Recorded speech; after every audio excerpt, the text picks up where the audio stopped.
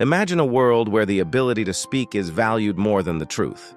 Imagine a society where the most powerful people are not the ones who know what is right, but the ones who know how to persuade the crowd. A world of influencers spin. Doctors and politicians who treat public debates like entertainment. It sounds exactly like the world we live in today, doesn't it?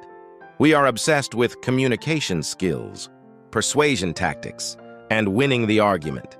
We think that if we can just talk our way into a job, a relationship, or a position of power, we have succeeded. But what if I told you that this obsession with persuasion is actually a trap? What if the ability to get exactly what you want is actually the fastest way to destroy yourself? Today, we are opening the pages of Plato's Gorgias. This is one of the most aggressive, intense, and shockingly relevant dialogues Socrates ever had. It is a battleground. On one side, you have the rhetoricians, the ancient equivalent of modern influencers and politicians who believe that power is the ultimate good. On the other side, you have Socrates, who argues that having power without justice is the worst curse a human being can suffer. If you have ever wondered why winning feels so empty, or why the loudest voices in our society seem the most hollow, this book explains everything. The core message of Gorgias can be summed up in a single, powerful analogy: the difference between cookery and medicine. Socrates argues that there are two ways to approach people. One is like a pastry chef or a cook. The cook gives you what tastes good. He gives you pleasure, flattery, and comfort. He tells you what you want to hear. This is rhetoric. It is the art of flattery. The other approach is like a doctor. The doctor gives you medicine. It might taste bitter, it might be painful, and it might involve surgery, but it heals you. It aims at the good, not the pleasant. This is philosophy. The central tragedy of our lives, according to Plato, is that we are like children who would rather be treated by the pastry chef than the doctor. We vote for the politician who promises easy solutions pastry, not the one who demands hard reforms medicine. We follow the friend who enables our bad habits pastry, not the one who calls us out medicine.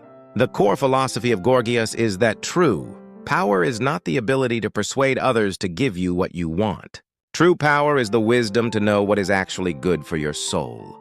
Without this knowledge, success is just a faster way to get sick. Let's break this down into 3 profound insights that will challenge your definition of strength. Insight number 1.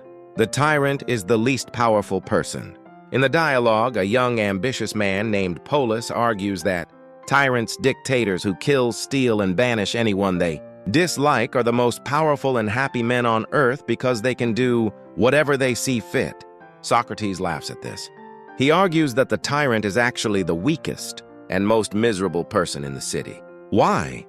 Because there is a difference between doing what you think is best and doing what you truly will. Everyone wills to be happy and good. When a tyrant kills someone unjustly, he thinks it will bring him advantage, but he is actually damaging his own soul. He is like a man who accidentally shoots himself in the foot, thinking he is cleaning his gun. He is doing what he thinks he wants. But he is doing the exact opposite of what he truly wants, which is well-being. The insight here is that power without wisdom is just self-sabotage. If you get the promotion, the money, or the fame you fought for, but you lose your integrity in the process, you haven't exercised power. You have just successfully executed a plan to ruin your own life. Insight number 2, suffering wrong is better than doing wrong. This is the most famous and hardest pill to swallow in the entire book. Polus argues that suffering an injustice is the worst thing that can happen to a person. Socrates flips this. He says, no, doing an injustice is worse. Think of injustice like a disease. If someone hits you, your body is hurt. That is external.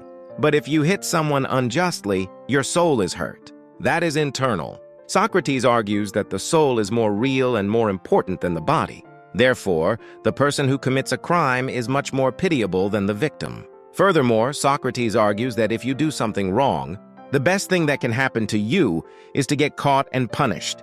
Punishment is the medicine that cures the soul of the disease of injustice. Getting away with it is like having cancer and refusing treatment. The insight is, don't envy the corrupt people who seem to get away with everything. They are carrying a terminal illness in their souls. Your integrity is your health. Protect it at all costs. Insight number 3, the leaky jar. In the final part of the book, Socrates faces Callicles, a ruthless realist who argues that the goal of life is to expand your desires as much as possible and satisfy them. He says that temperance and self-control are for weaklings. Socrates responds with the image of the leaky jar. Imagine two men. One has sound, healthy jars full of wine, honey, and milk. He fills them once and then he can relax. The other man has jars with holes in them. He has to run back and forth to the river, desperately trying to fill them, but they never stay full. Callicles argues that the pleasure is in the rushing of the water, the scratching of the itch. Socrates argues that this is a life of a gull, a bird that eats and poops simultaneously. It is a life of endless, frantic need. The insight here is that happiness does not come from the volume of flow. It comes from the retention of value. If you cannot control your desires, you are not free. You are a slave to a bucket with a hole in it. The disciplined life is not a prison. It is the only state in which you can actually be full. So, how do we apply this to our lives tomorrow? First, audit your communication. Are you a cook or a doctor? In your job, in your marketing, or in your relationships? Are you just telling people what they want to hear to get a sale or a like? That is cookery. It works in the short term, but it leaves everyone malnourished. Try being the doctor.